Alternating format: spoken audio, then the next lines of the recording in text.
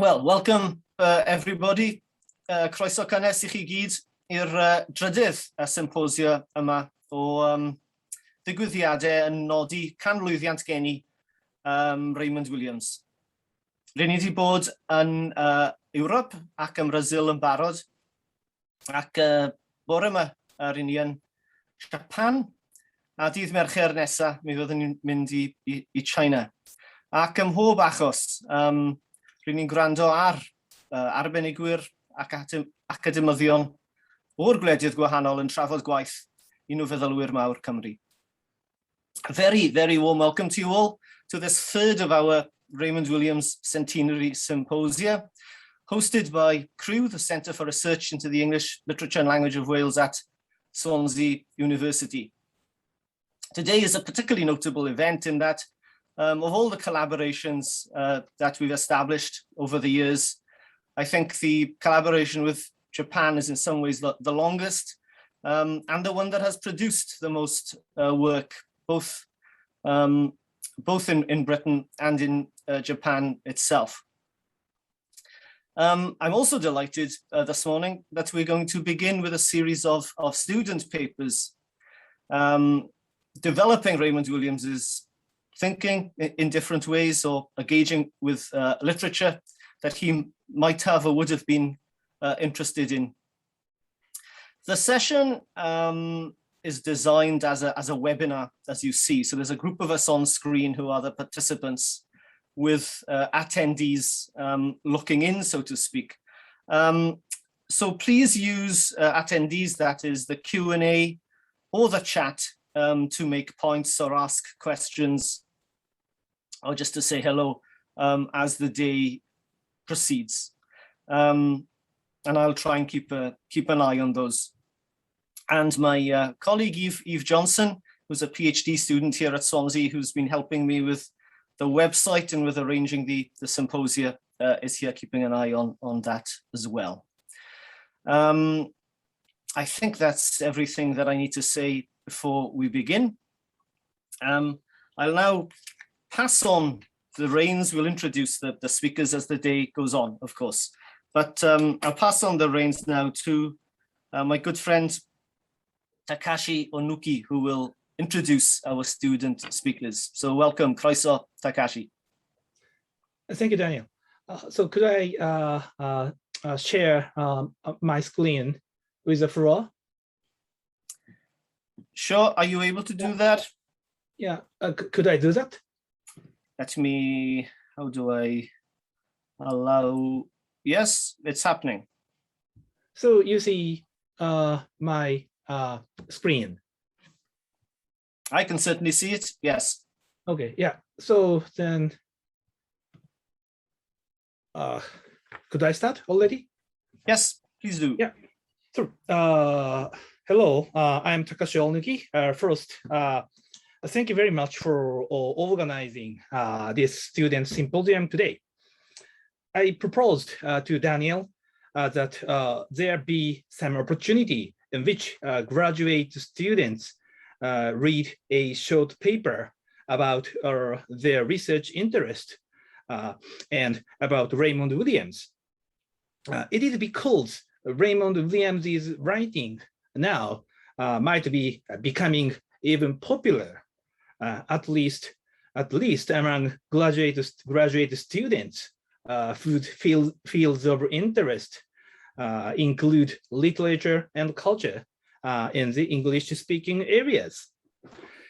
I don't mean that a graduate student who is writing a PhD thesis, say, on some romantic poet must make a passing reference on Williams's culture and society. Of course, such a passing reference would be surely welcome. But what I wish to emphasize is that substantial interest in Raymond Williams is becoming not rare, becoming not unusual. Its proof would be today's student symposium. I think there should be people who are coming to symposium from Japan. We are on the internet, so this phrase would sound very awkward But anyway, please imagine what would have happened if a student symposium on Raymond Williams had been organized, say, some 20 years ago. Yes, that kind of experiment would have been looked at with disinterest, or possibly even with contempt at the end of the last century in Japan. Yet, things have changed. Things surrounding literary and cultural studies have got really different. What have caused that transformation? Of course, the really deep influence of Wales on Japan would be the key to finding the answer. And I hope that influence has been exerted not in one way, but in both ways. Anyway, another key could be found in the paper to be read by graduate students today, and in communications between them and the floor and panelists. The first paper is by Mizuki Watanabe, who is a PhD course student enrolled at Hitotsubashi University, Tokyo. Her main field of research is Kazuo Ishiguro, and Ishiguro's latest work, Clever and the Sun, is her topic to talk about today, as she is showing a strong interest in knowable community, a key phrase in Williams's The Country and the City. The second paper is by Hiyon Mitsumoto. My pronunciation is right. Who is also a PhD course student at Hitotsubashi University, Tokyo. Hiyon's main interest lies in William Morris, as Mitsumoto is doing research on the British New Left, especially on E.P. Thompson.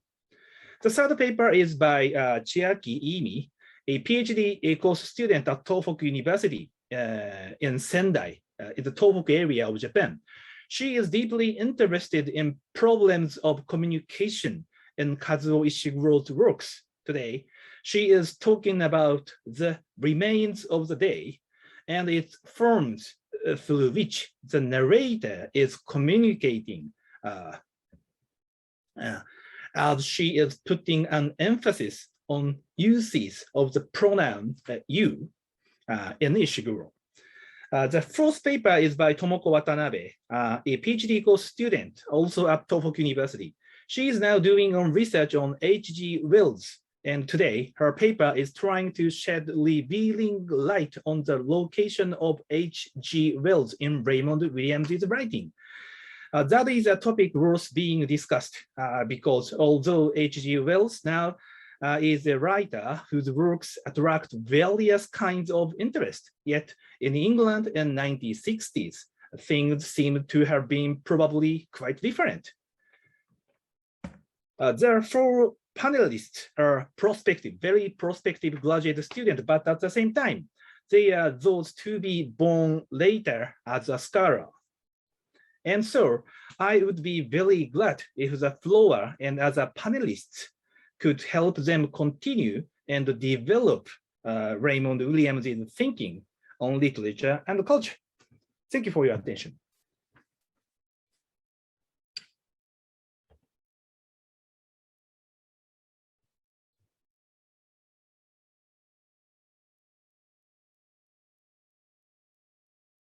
So Daniel, this is the end of my introduction. Sure, thank you, Takashi. Your screen is still being shared with us at the moment. Really? Okay. Okay. Yeah. So, well, you've already introduced the speakers, Takashi. So, if Mitsuku Watanabe would like to begin, we'll take it from there. Thank you. Hello. I will share my screen. Can you see the PowerPoint? Okay. Okay. Hello. My name is Mizuki Watanabe, and today I would like to talk about Kazuo Ishiguro's novel Clara and the Sun and how it is relevant to analyze the novel in relation to Raymond Williams' concept of the knowable community. In particular, we will look at three things: the protagonist Clara, how she is a character outside of our known community, and the ways in which Ishiguro represents her views. Raymond Williams writes that most novels are in some sense knowable communities. The novelist offers to show people and their relationships in essentially knowable and communicable ways. He also writes that communities in Jane Austen's novels, knowable communities are small, insular, and close-knit communities in which characters are mostly from the same class and everyone has some kind of relationship with each other. Austen's narrator thus describes the upper class with confidence and ease, and from time to time satirizes them because she knows them very well. On the other hand, in George Eliot's novels, when describing the working class, there are several places where the novel's words lose their stability. Williams writes that this is because Eliot leaves the familiar, known community and represents those in the knowable community, which is necessarily must cause the text. Which necessarily must cause the text to break because of the impossibility of what she endeavors. Williams highly commends this effort to represent others outside of her comfortable range and knowledge. He also writes that there is a point often reached in George Eliot when the novelist is conscious that the characters she is describing are different from her probable readers. She then offers to know them and to make them knowable in a deeply inauthentic but socially successful way. Williams also commends Thomas Hardy's test of D'Urberville, which has the strength to keep the subject to the end, unlike Eliot's Adam Bede. In Ishiguro's case, he goes far beyond the known community of human beings into the community of robots. Susan Keene writes that novels can encourage the reader to have empathy towards the character who are the other, characters who have completely different experiences from us. Moreover, she observes that it is possible for readers to feel empathy towards not only human characters, but also towards animals and literally inanimate things and objects. In Ishiguro's case, our empathy and imagination are extended to the AF Clara. In an interview, Ishiguro states that it is unclear whether Clara has emotions or not. This lack of understanding of his own creation may be shocking, but it is highly significant that the author himself is unable to fully understand his own fictional character, Clara. Clara is an example of an ultimate other, a character who cannot ever be fully known because she exists outside of the reader and author's social group of familiarity.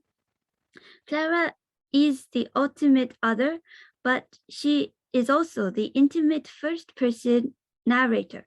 Ishiguro thus invites the reader to feel empathy for a character who sees, thinks, and feels so differently. On the other hand, as we will see, there exists a narrative distance between Clara and the reader, which leads us to analyze how Ishiguro utilizes the motif of AFs to make a social commentary not on artificial intelligence or technology, but on something fundamentally human as what it means to love. Through the eyes of Clara, we view our familiar world from an unfamiliar point of view, thus increasing our sensitivity and encouraging deeply reflective responses. Clara, as the protagonist and first-person narrator, gives the reader a unique perspective of the world through her eyes. For example, when Clara becomes sick after she donates her own bodily fluid to defeat the Kutings machine, the visual representation of her temporarily malfunctioning eyesight are impressive, giving the reader insight into how the world looks to Clara. Clara's broken state are described with words such as two tophanos, one inserted into the other, fragments or shapes that weren't really even three-dimensional, but had been sketched onto flat surfaces using clever shading techniques to give an illusion of roundness and depth. In these ways, Ishiguro writes in a way that relays Clara's situation from her point of view, thus allowing a reader to see their own known community through the lens of the knowable. On the other hand, the novel, rather than writing about the personal experience of Clara, seems to be commenting on our society using Clara as a motif. While there are moments, as we have seen, when the reader is given a view from Clara's eyes, at other times in the novel, the reader perceives her as an outsider. This is particularly the case when Ishiguro employs the literary technique of the unreliable narrator, when the reader knows more than the first-person narrator. For example, when Clara is learning about human emotions, the reader can see how naive she is. Clara is unable to comprehend why humans fight with one another up to the point of hurting each other. Through Clara's innocent eyes, Ishiguro satirizes the anger and violences in society, showing how ludicrous it is. Here's a quote saying, from Clara saying, "I tried to feel in my own mind the anger the drivers had experienced. I tried to imagine me and Rosa getting so angry with each other, we would start fights like that, actually trying to damage each other's bodies. The idea seemed ridiculous, but I'd seen the taxi drivers. So I tried to find the beginning of such a feeling in my mind. It was useless though, and I'd always end up laughing at my own thoughts." To the reader, this anger is all too familiar. However, to Clara, the idea is completely new. Because it is narrated in the first person by Clara, the reader sees how ridiculous fighting among humans is. However, this act of defamiliarization has an effect as satire because the reader belongs in the known community. Again, Clara doesn't seem to fully understand the implications of the listed system, but readers can recognize the fact that being able to afford an AF shows that the family has a high social status and is wealthy. In these examples, the reader does not see the world from Clara's limited perspective, but observes her perspective as other from inside our own known community. The gap between Clara and the reader, especially the gap of knowledge, emotions, ethics, and hopes, urge readers to see their own emotions or the society they live in new ways. It seems that Ishiguro, through writing through the eyes of an AF, is in reality writing about present-day societal problems. Rather than writing about the pros and cons of AF technology or whether he accepts or denies it, the novel centers on the human state of loneliness, what being human is, or about disparity in society. What the reader is led on to think about has nothing to do with Clara or AIs, but is the universal concept, what does it mean to love? This moral discovery is reached through Clara's reflective contemplation made from outside of the known community. So in conclusion, Ishiguro's representation of characters outside of the known community thus has two effects. On one hand, Ishiguro successfully invites the reader to see the world from Clara's point of view, helping the readers identify with Clara and thus transporting the reader outside of their known community into the knowable community.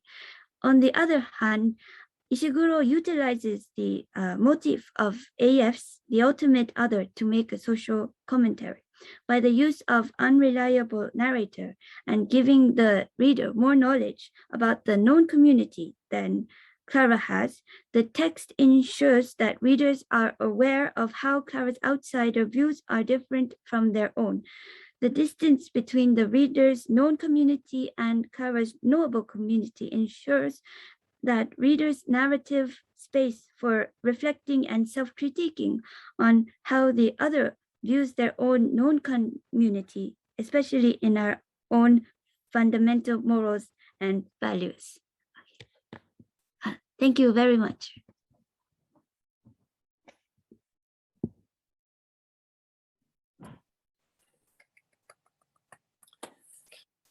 Thank you very much. That was excellent, with some excellent slides too. I like the zebra pinata, Mitsuki.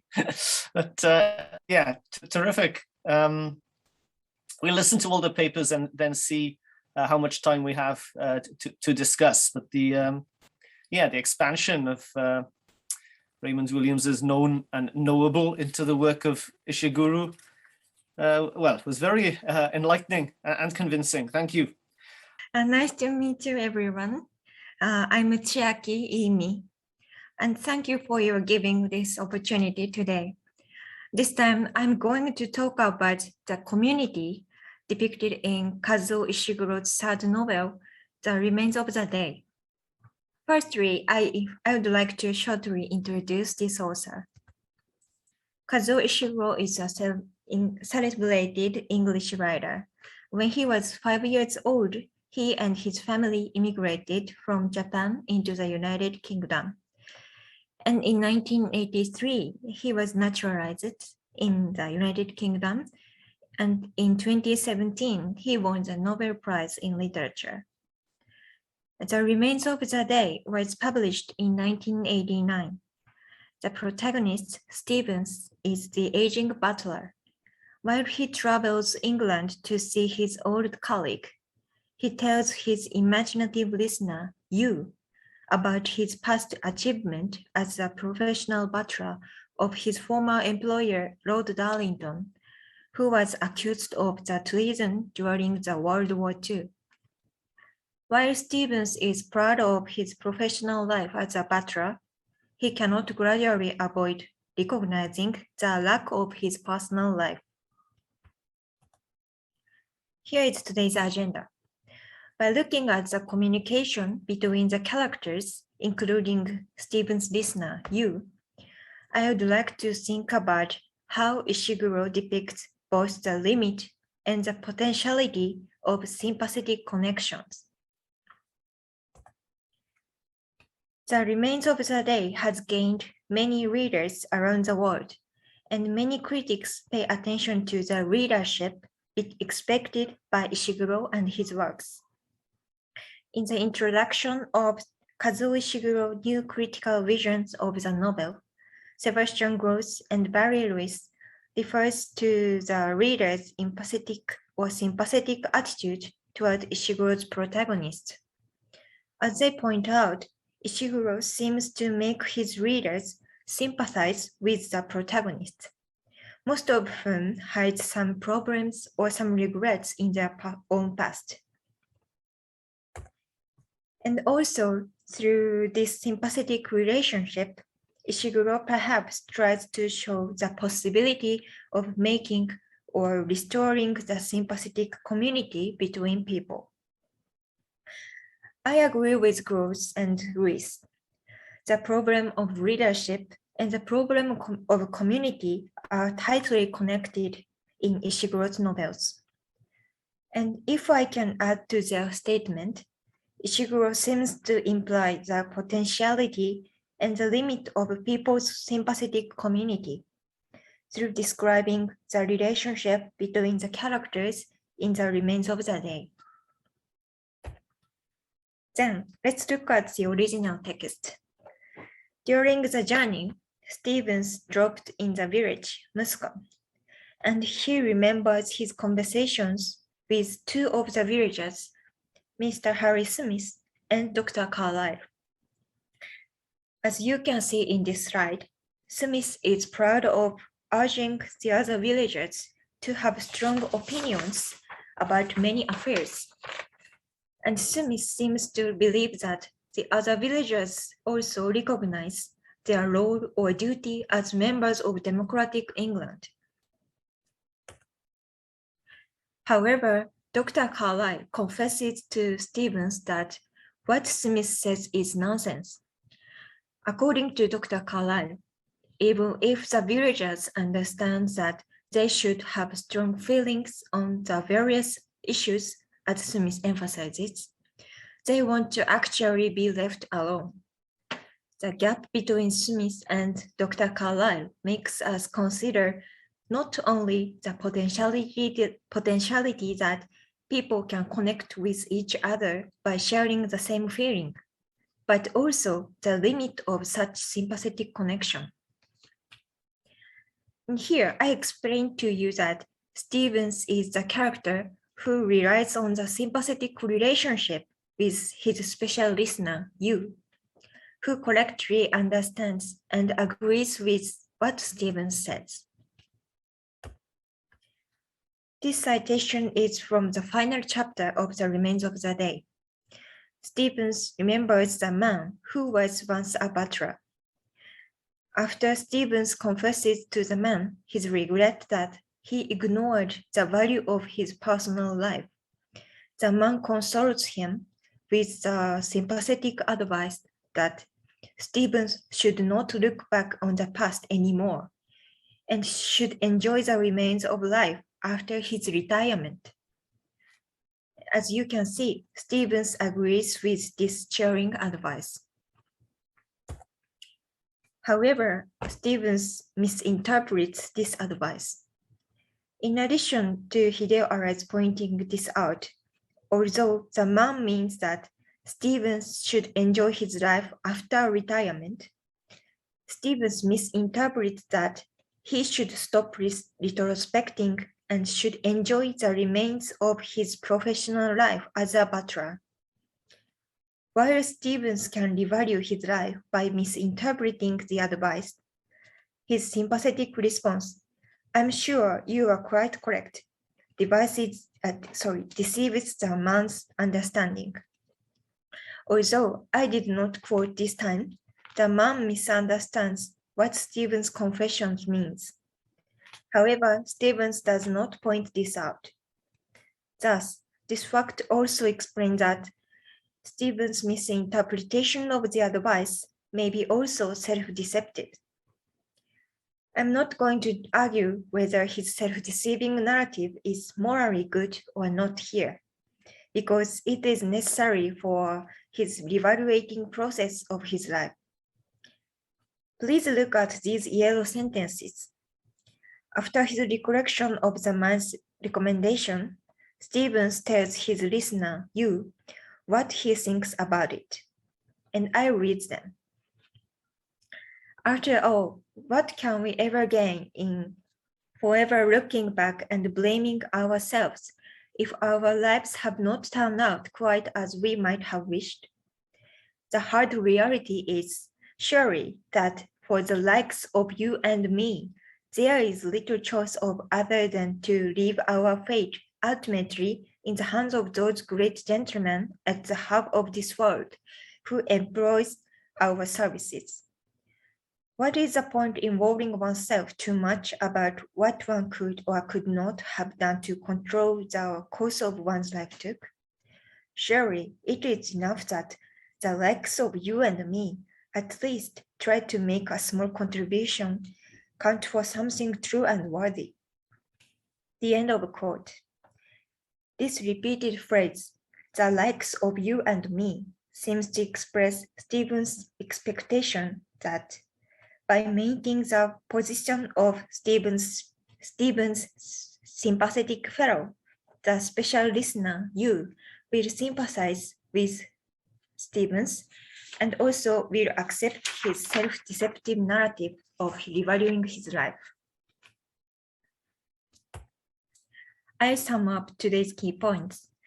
By analyzing the communication between the characters, we can see these points today. And especially, I would like to emphasize the last point.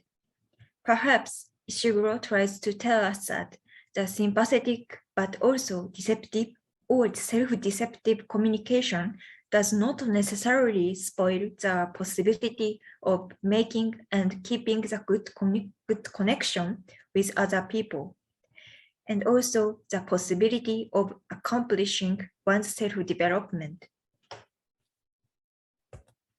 Finally, I want to shortly refer to a connection with Ishiguro and Raymond Williams. In the English novel From Dickens to Lawrence, Williams mentions Charlotte Bronte's Villette and the narrative of special pleading by the protagonist Lucy Snow. And actually, Ishiguro refers to the influence he accepted from Charlotte Bronte. Lucy's pleading that her special listener, you, will correctly understand her, reminds us of Stephen's relationship with his listener. And I think that the relationship between Stevens and his listener, you, is not as close as the relationship between Lucy and her listener. And if possible, I would like you to give me some ideas or advice about my reading. Of course, any questions are also welcome. Works cited list is here. And I'll finish all of my presentation, and thank you for your attention.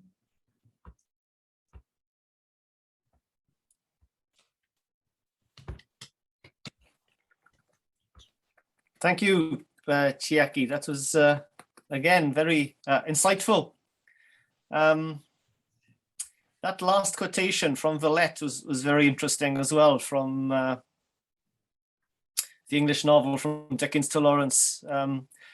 There are a certain number of Raymond Williams quotations that keep getting recirculated. And one of the nice things about these symposia is that people have drawn on other, perhaps less well-known passages. And that one seemed particularly interesting. Also, there's an implicit connection between Japan and Wales in your paper, in that it was Anthony Hopkins, the actor from Port Talbot, which is just 20 minutes away from me here, that played Stevens, of course, in the celebrated film of Remains of the Day. So from Ishiguro's birth to Hopkins's performance, the transnational links are being made. So thank you very much for that.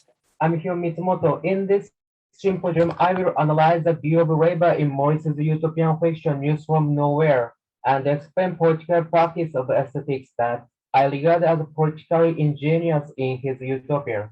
Time is limited, so I apologize if my explanation is somewhat abstract. William Morris is a great figure who lived as a socialist craftsman and story writer in the 19th century. The most famous one of all the works that Morris published is probably News from Nowhere, in which the future London, where socialism is established through class struggle, is described. This new world takes a simple and plain form which reminds us of a guild community in the Middle Age, and we cannot find institutions with which we are familiar, such as private properties, captures the economic and currency system. About this fiction, Raymond Williams mentions as follows in utopian science fiction. Science fiction. But what is emergent in Morris's work and what seems to me increasingly the strongest part of News from Nowhere is the crucial insertion of the transition to utopia, which is not discovered, come across, or projected, not even, except as the simplest conventional level dreamed but forget how to fall. Morris studied Marx's thought with E.B. Barks, who is a comrade and in his one way worked out his socialism, which is in many ways equivalent to Marx, but somewhat different. There are some reasons for it, but this time I will emphasize Morris's view of labor. Morris's view of humanity is premised on the species of being, which was termed by Marx. The character seen in a step of primitive communities and viewed societies in the Middle Age from the standpoint of historical materialism is molded by a way of thinking in which each individual is regarded as an abstracted citizen, and Williams mentions the abstracted humans in idea of nature. According to Williams, human beings are in varying degrees included in the order of nature until the Middle Age. That is to say, human beings are ideally connected with nature. However, since then, human beings have been gradually isolated from nature. Williams points out in Idea of Nature. And then it is at just this time, and first of all, in the philosophy of improvers, that nature is decisively seen as a separate from man. Most earlier ideas of nature had included in an integral way ideas of human nature. But now nature increasingly was out there, and it was natural to reshape it to a dominant need, without having to consider very deeply what this reshaping might do to man. Then a new idea came into being, the idea by which human beings are abstracted, independent of nature. This trend is taking over in the later modern period, and it is proper that the species being is considered to be based on this view, because on the thought that our production system is maintained through social metabolism, human beings have no choice but to regard nature as an object. Morris insists that preparation of work is not an alienated condition, which is based on his historical perspective. He has found in the Middle Ages a condition in which laborers are connected with each other spiritually as well as physically, in his attempt to compare different ages. In other words, put a period in the flow of history, what Morris intends is to declare that the present working environment where laborers are obliged to be tied up is not permanent and just a phase of history. Marx thought gives Morris a confidence in historical materialism and also helps him to link his medievalism and socialism to remove distorted image of human beings by capitalist thinking. In the first, there used to be a society where laborers were not alienated, and in the Middle Ages there used to be a guild society as such. Without taking our stand on this perspective, we cannot comprehend how these organic communities were suppressed and dissolved and made to remake the existing terrible system. Like Marx and other Marxists, Morris sets the abstracted beings at the start point of class struggle. But it is at the point of collaboration of work that Morris's originality is demonstrated. It gives the work which conditions humans an aspect of aesthetics. Although the production system is like a pleasant community of the Middle Age in Morris's utopia, the base is not solid. For the economic system is labors. Perhaps the word labors are not appropriate because labors means those who don't have a means of production but their own labor force. Now there is no system that forces people to toil in his utopia. The force that urges people to work rise in their hearts and depend on their voluntaries. And as long as humans are the species being, the purpose of people working is to maintain their community. In Morris's world, for fellowship. Also, things that are produced in this new production system have not only value in use, but value in aesthetics. That is to say, not only for the intention of use, but for giving a feeling of comfort to those who get them. Because labors have become the superstructure as well as the base. Judging from this, we can regard Morse as a unique Marxist whose ideas are different from the orthodox tradition of Marxism, which holds the proposition of determining base and determined superstructure. On this tradition, Williams points out as follows in base and superstructure in Marxist cultural theory. The base had come to be considered virtually as an object, or in less crude cases, it has been considered in essentially uniform and usually static ways. The base is the real social existence of man. In News from Nowhere, for example, a spotlight is casted on everyday life in the future London. The most surprising change that William Guest encounters in the future society is that people live an artistic life. He can see buildings designed not to blemish their surroundings and a pipe on which elaborated skills are applied. Surprisingly, people can get such luxury goods for free. What is emphasized as a literal action of the current table exploitation system is that things are made not for selling but using them. And in this process, people make any ordinaries as artists on their free spirit. And in the latter, we can find Morris's concept of Western arts. In this world, anyone is given the right to work as an artist, although this sense of aesthetics needs a power of judgment based on comfort and discomfort, the basis of which is in harmony with nature. If people can find conscious sensuous pleasure in the work of itself, as mentioned in News from Nowhere, the action is an attempt to crystallize an emotion of living in this ideal world. Their new life keeps in harmony with nature, which is established in their consciousness. Incidentally, when we judge something beautiful, we accept from the external world a comfortable feeling that rises in us. Although nature does not have the intention to please us, nevertheless, we can regard nature as beautiful. This implies purposiveness without purpose.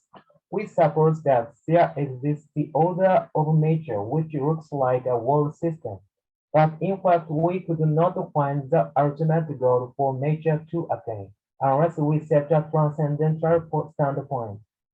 At least there is no the objective goal that all living things approves in the realm of nature.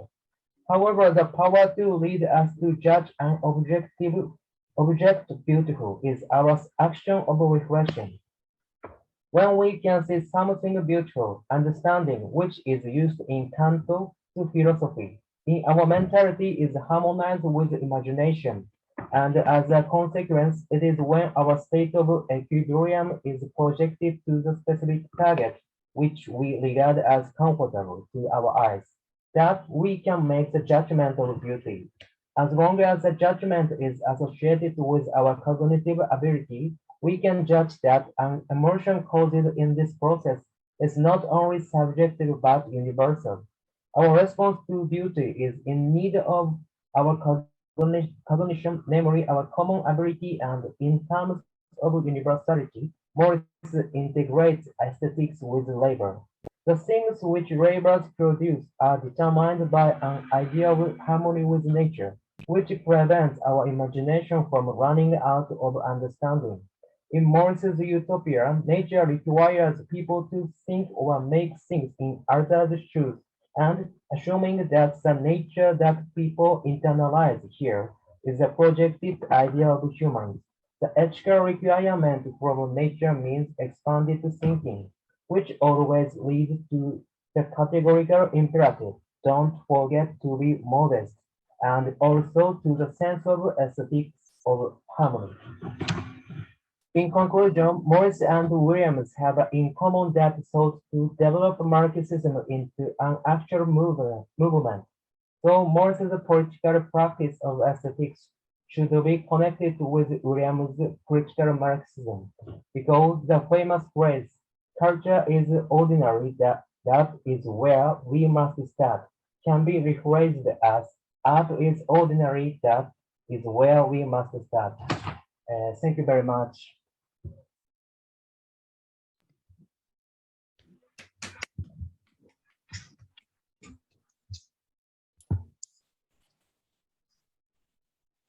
Thank you, Hiyon.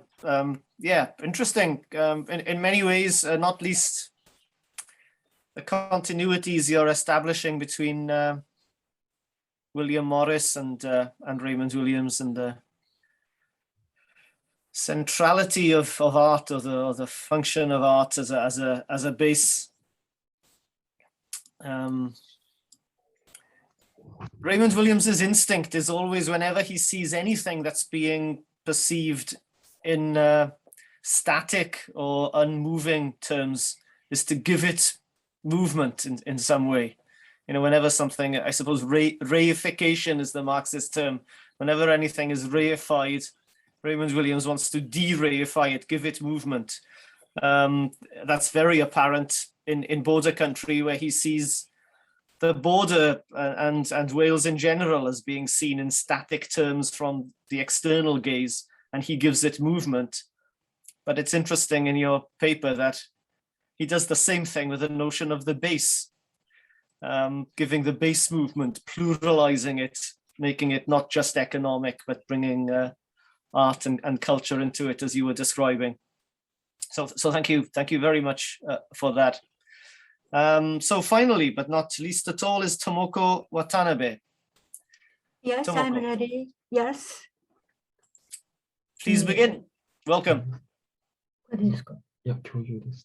あ、そっか。ここです。あ。画面共有。で、それです。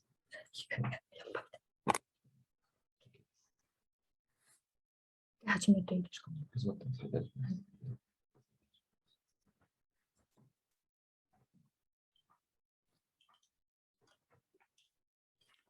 Good morning and good evening, everyone. And I'm very glad to be here today. Thank you for inviting me, Professor Daniel Williams. Thank you. The purpose of my presentation today is to illustrate the literary and the social importance of Tono Bange, based on Raymond Williams' discourses. I refer to Williams' 5 works. I'd like to start by the brief introduction of Tono Bange. Tono Bange is a realist semi-autobiographical novel written by Herbert George Wells. The title, Tono Bange, it's a quack medicine, which falsely claims to cure all the ills of modern society, from boredom, fatigue, and strain to falling hair. Tono suggests tonic. This novel, in a sense, confessional in form. I want to tell myself, says the narrator George at the outset, but adds immediately, and my impression of the scene, to say things I have come to feel intensely of the laws, traditions, usage, and ideas we call society. Wells depict how bold and unscrupulous method of sales promotion applied to a worthless and injurious product, Tono Bange, can obtain for a man of no real ability, huge power, wealth, and prestige. In the novel, proliferating events and characters of the story are placed in a comprehensive political, social, and historical perspective. In the biographical note of the novel, Patrick Parinder argues Wells was a born teacher, as many of his books would show. And at first, he was an enthusiastic student. Wells was never a devotee of art for art's sake. He was a prophetic writer with social and political message. According to Dono Bange's introduction written by Edward Mendelssohn, the success of Tono Bange and the financial rise and fall of Edward are based on two sets of real events. Firstly, almost every detail of the ingredients and history of Tono Bange is based on Coca-Cola, which Wells probably learned about during his visit to US. Secondly, the sudden humiliating end of Edward's empire is based on that of a real financier, Vitaka Wright. Now, let me go into the main subject. I'll be focusing on 5 basic points: a parting of the ways in literature, a new social idea, identification of art, society as a protagonist, and hope. These points are emphasized in Williams' works and demonstrated in Tono Bange. First, I'll speak of the importance of the novel in terms of a parting of the ways in literature. In Tono Bange, the narrator describes England was all blazed over 200 years ago. All that is modern or different has come in as a thing intruded, or as a growth upon his predominant formula, either impertinently and apologetically. Using this citation, Williams argued it was a break in texture, where consciousness itself was determined and assault, or so it seemed, not only on the form of the novel, but on an idea, the idea of literary itself. And this is Wells' importance. And Williams adds, Wells is unique in his time because he saw very clearly the scale of the change that was coming, the change that had to be fought for. He exploits the distance, the imaginative distance, with a skill that's the basis of both his comedy and his prophetic. And the interaction of the interest, the older name, of course, is just general human experience, is where literature inevitably is. In my view, Wells experienced, keenly observed a social change and effectively responded it as a novelist. And he focused on the social change itself rather than on characters' individual inner world. That's why Williams suggests that Tono Bange exemplifies a parting of the way in literature. Second, in terms of a new social idea, Williams argues Wells' apocalypse cannot be separated from his sense of a new social idea, a new collective consciousness, scientific and social, which is capable of taking control of environment in a total way and directing it to human achievement. They, Morris and Wells, were nearer a real crisis. I think that Williams highly evaluates Wells' social and scientific perspectives as a new social idea. Third, in terms of identification of art, Williams emphasizes values, truths, ideas, observations, and reports as factors of art. Williams describes, at the same time, in a quite different direction, the art runs through into areas of human thought and discourse, values, truths, ideas, observations, and reports. They cannot be and in practice are not taken as wholly defining. Most of us want at times to speak of the truth of a work of art as much as or even more than its beauty. Even if Tonobange cannot obtain high praise for aesthetic dimension, it's worthy of serious consideration as art because it is full of truth, ideas, observations, and reports about the past, present, and future society, I believe.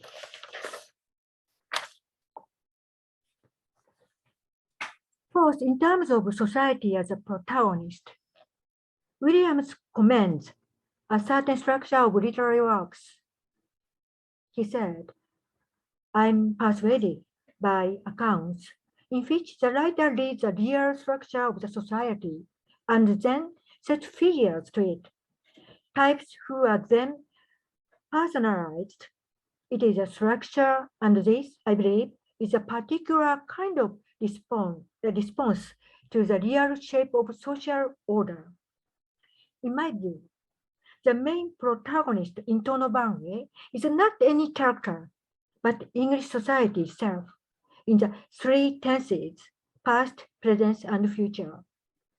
The characters and events in this novel are set and personalized according to the real shape of social order. In short, in this novel, any character and inanimate object are double incarnations of England. Last but not least, in terms of hope, Williams points out the bright prospect implied in Wells' works. He said, Dickens' London can be dark and his Corktown darker, but although, as also later in H.G. Wells, there is a conventional theme of escape to a more peaceful and innocent rural spot, there is a specific and unmistakable emphasis on the vitality, the liberating diversity, and mobility of the city. In Tonobange, Wells depicts England as an organism undergoing a process of change, but the change was not of a rational or fruitful kind. Wells describes it as a process of disease and decay, using pathological metaphors. But why does Wells show us such a gloomy prospect? The reason must be the fact that, I believe, Wells believes human value, possibility, and future.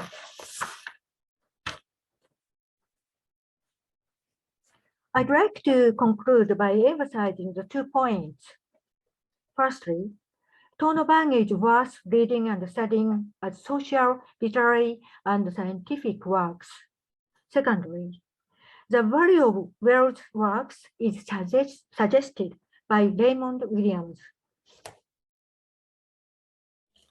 This is the list of works cited and consulted. This is all for my presentation. Thank you for listening. If you have any advice or comment for me, it's welcome. Thank you very much.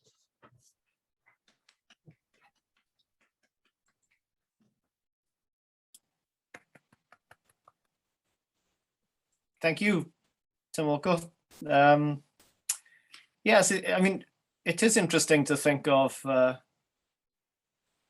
H.G. Wells in relation to Williams as you do, and the way in which Wells seems to appear every now and then at key moments in the argument, as you demonstrated. Yeah, and even the argument that it's not really aesthetic pleasure that Wells offers, but some kind of profound social response.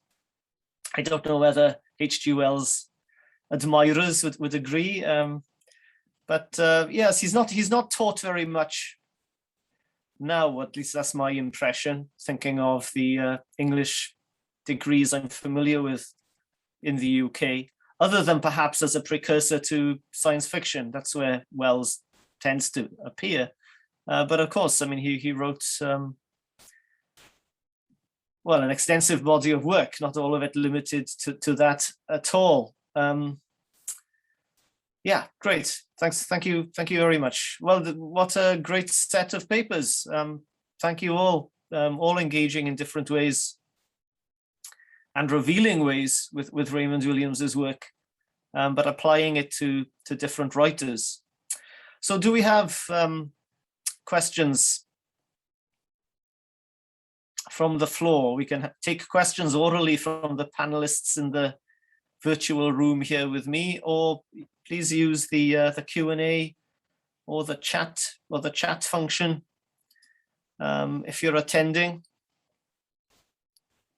If you're more comfortable typing in Japanese, then please do that as well. Not that I will understand, but there are people here who do. Likewise, if you want to ask your questions in Welsh, but I doubt whether that will be the case. So any questions? Can I speak up? Yes. Okay. I was very congratulations on the very incisive, informative papers. Thank you very much. And I was very happy to have 2 papers on Kazuo Ishiguro, and this one, Mizuki referred to the country and the city. And yeah, I was very, it was very interesting that they both focused on the matter of community and Kazuo Ishiguro, which has much, of course, much to do with Raymond Williams. And in the country and the city, as it was Mizuki, right? Am I right? As Mizuki quoted, the chapter on knowable community starts with a statement that some novels, some of the novels are, in a sense, knowable community, which is at first sight very strange sentence, because in Japanese, some of you may know that we have Japanese translation of the country and the city, and it translates that sentence as some of the novels depicts or describes knowable community, which in my opinion is a total misunderstanding or misinterpretation of that sentence, because it says novels are communities, knowable communities. So what I mean is that he was referring to the matter of not content of the novels, but about the forms of the novels of George Eliot, for example, which is kind of, which, not necessarily depict communities, but it is a form of community itself. So at first sight, it seems very strange, but I think what Raymond Williams means by that is that. And I was very happy that 2 of you who talked about, Kazuo Ishiguro was very, did a very subtle treatment of his form, not only content, but his novels as those forms. So that's not question, but my, comments. And my question would be rather crude question.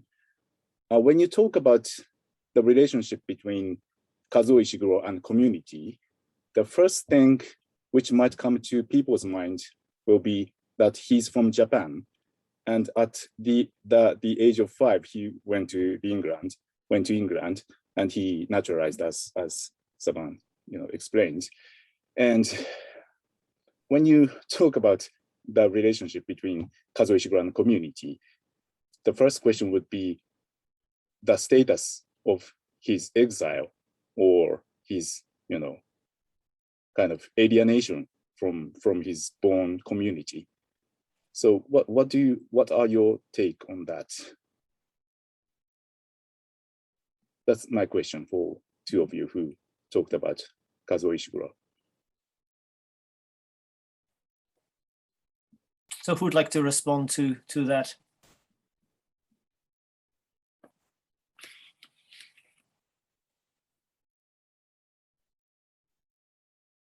Mizuki, you'll need to turn your mic off. On, I mean. Okay, I'm sorry. I wasn't. I still haven't thought of it, but I think Ishiguro, he considers himself as English, so I think while others think of him or connect him to Japan, in his mind he is British and he gained citizenship in England. So I think he is more of so his status isn't really exile, but more I don't really know, but more sort of looking for acceptance as a person in the UK, as a UK citizen, and not have to drag everything as in Japan. But also he has a insight as a child who grew up with his parents' knowledge about Japan, and I think many traditions from Japan. And so I think that he tries to write and describe about Japan in his first novel, The Remains of the Day, and others as well. But the one that I remember the most is Remains of the Day, where he depicts Japanese culture after the war through the lens of a Japanese woman. And I think he's attempting what Raymond Williams wrote about George Eliot, writing about something she was not really comfortable with. So I think he was sort of trying to write about an unfamiliar or community in that novel as well. So I think that is a sort of community is always connected in his novels, I think. I'm sorry if it's not really well, nice explained. It's not nice explained, but That's all right. It is. It's very clear. Well done. Yeah. Chiaki, I can see that Dougal McNeil has asked a question in the chat, which relates in some ways to Shintaro Kono's question as well. I'll just read it out. I'm not sure whether everyone can see it. Could you talk a little bit about how Clara's non or post-human qualities might limit or change how we view the idea of a knowable community? Is Ishiguro imagining a world here of complete fragmentation and distance? What room is there here for community? Would you like to respond to that? so That's for Watanabe-san. yes. But yeah, go ahead. Or Chiaki can respond as well, because she also engaged with that. Either of you. Mizuki, do you want to go first? Okay, I think I need a little time to think. Yeah, sure.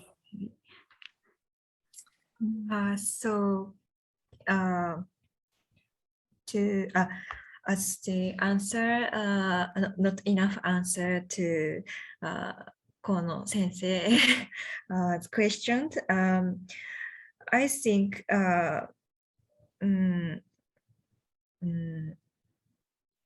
sorry, but I did not consider the problem of Ishiguro's nationality, but Englishness or being Japanese.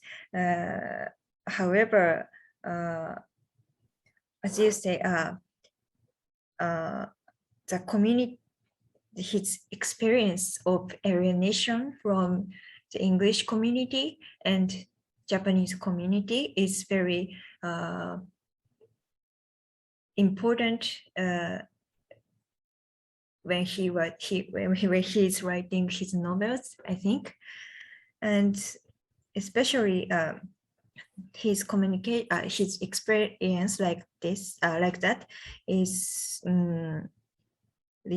connected to his writing about the people's connection or disconnection depending on based on sympathy or deceptive communication, I think. Sorry, this is not proper answer for your question, but that's my answer to you. Yeah, thank you very much.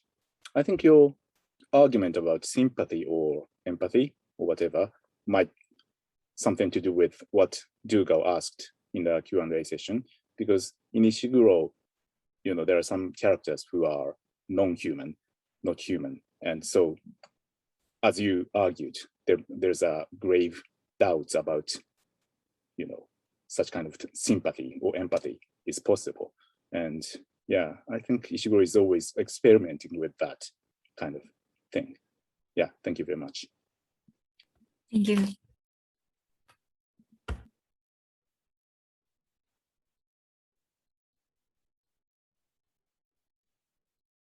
Takashi, do you want to speak your question? Yeah. Ask your question orally? I wrote down while you were communicating. May I ask? Yes, please. So to Hiyon Mitsumoto, I was very impressed by your paper. And how about the idea of the conquer of nature? I think this phrase is in Williams's The Idea of Nature, I think. The conquer of nature is in Tomoko's paper, taking control over an environment, I think. And I'd like to know what distance can be measured between that idea, the conquer of nature, and William Morris, as you argued about. Yeah.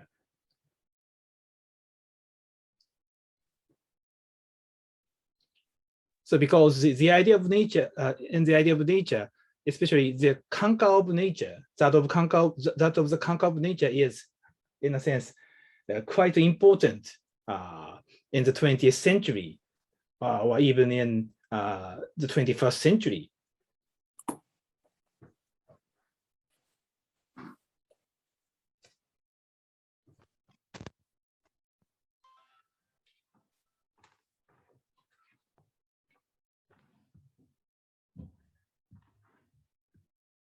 Are you able to respond here?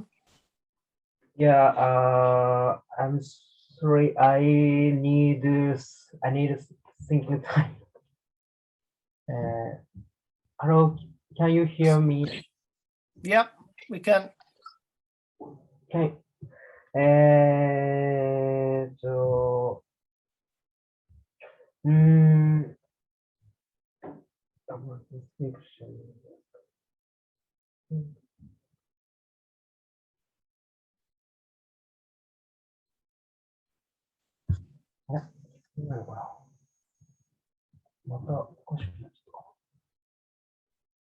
I'm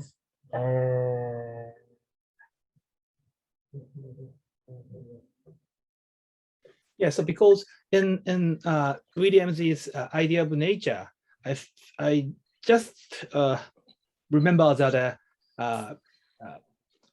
now the conquer of nature is talked about even in socialism, he said. So I just wonder if how William Morris, a socialist, is related with the idea of the conquer of nature. The idea seeming very dangerous. So Morris has no relations with that kind of dangerous idea of nature, or have some relation with that?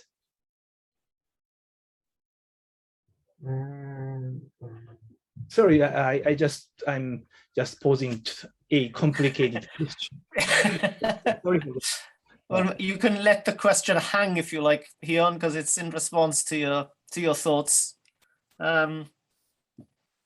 I think Takashi, you're almost thinking of Morris as a precursor to the Frankfurt School, or the dialectic of enlightenment that sees both the rise of science and rationality, but also the negative side of that as precisely the conqueror of nature in that sense. I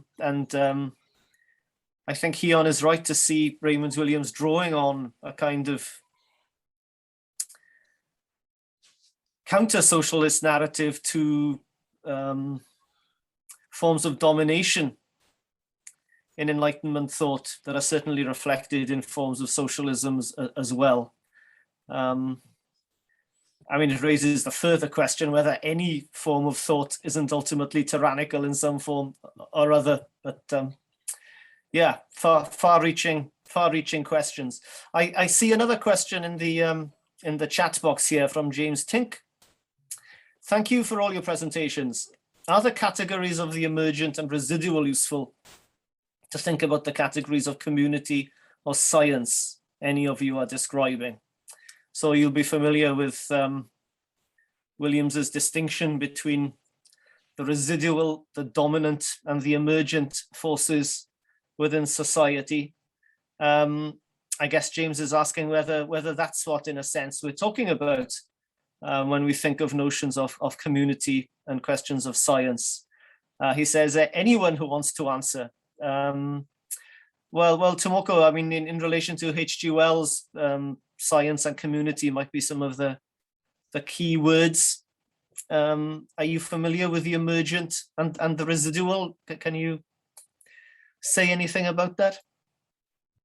Yes, I will answer some.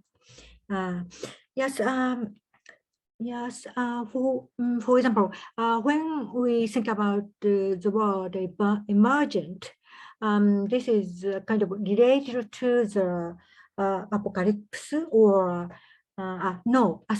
emergent, residual. Yes, okay. Emergent, yes. Yes, as a science technology has been progressed more and more, and new cultural scientific thought have been emergent. But apart from scientist thought, the important thing is lay people or lay leaders, because when technology emerged, the response of people is very important, because, as I said, technology has a double-edged sword, more or less.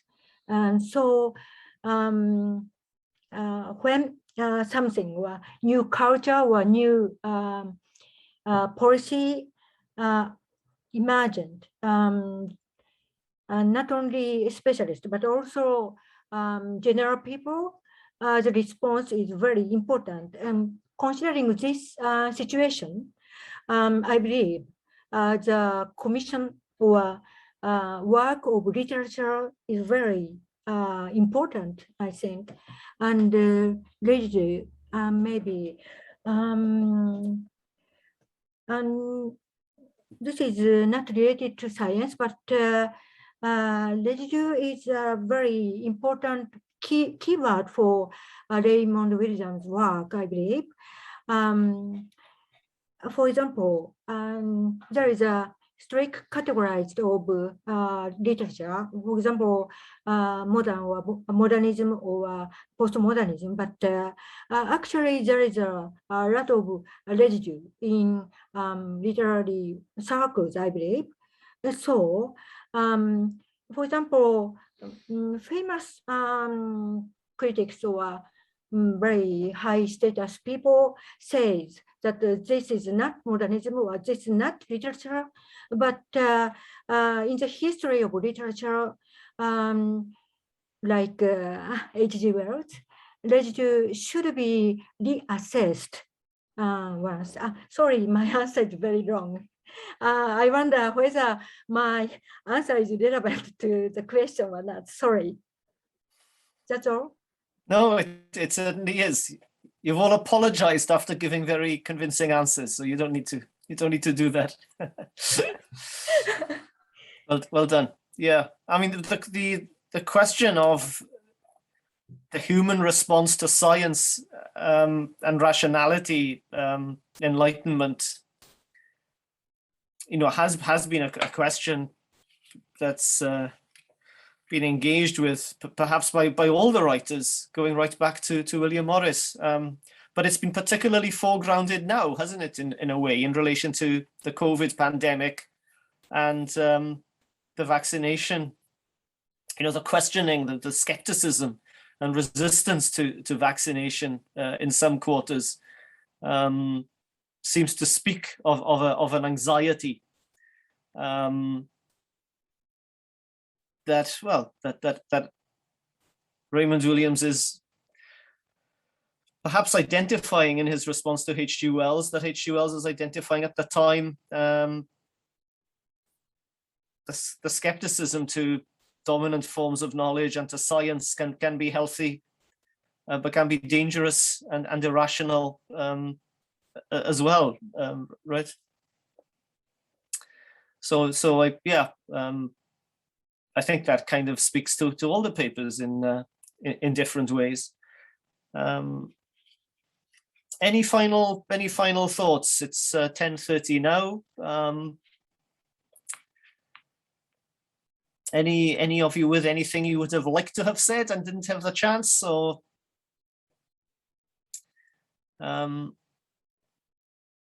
Sorry, Daniel, could I? Yes, please. Could I just some comment or information, not rather than question to Watanabe, Mizuki Watanabe.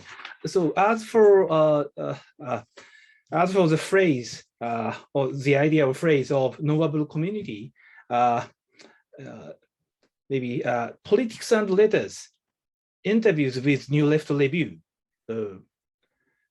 very dense book of interviews might be helpful for your argument, because in that long interview by New Left Review editorial members, one interviewer probably irritatedly asks Raymond Williams, could you give us an abstract definition of the knowable community? And Raymond Williams answered, those novels which can attain an effective range of social experience by sufficiently manifest immediate relations possesses knowable community, he answered. Yeah, so possibly a different definition might was given to the interviewers. Still, I think you can find that conversation useful. So this is just a recommendation. Thank you very much. That's all. Yeah. Yes, it might be typical of the interviewers in politics and letters who belong to the new left, or the more scientific Marxism of the generation after Raymond Williams, that they'd ask him to be abstract. Can you give us an abstract definition?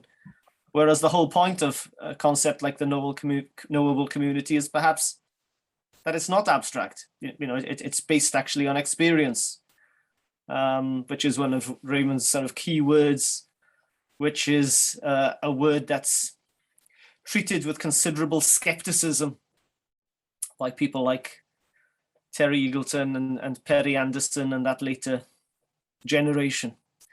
Yeah, interesting point, Takashi. Well, can I just thank you all then for excellent papers, for giving our Raymond Williams in Japan Symposium an excellent beginning. And yeah, thank you so much. Thank you for Taki and Asako for suggesting the session, and we'll take a break now. Then I'm aware that Zoom fatigue can set in a long day, so I've inserted breaks during our session. I also recognize, of course, that it's the end of the day in Japan, while the beginning here. So what's known and knowable are slightly different on each end of the Zoom call. Okay, so we'll regather at 11 o'clock to hear the papers from Takashi, Onuki, and Asako Nakai then. So let's just give a round of applause to the speakers that we've had. Thank you all very much.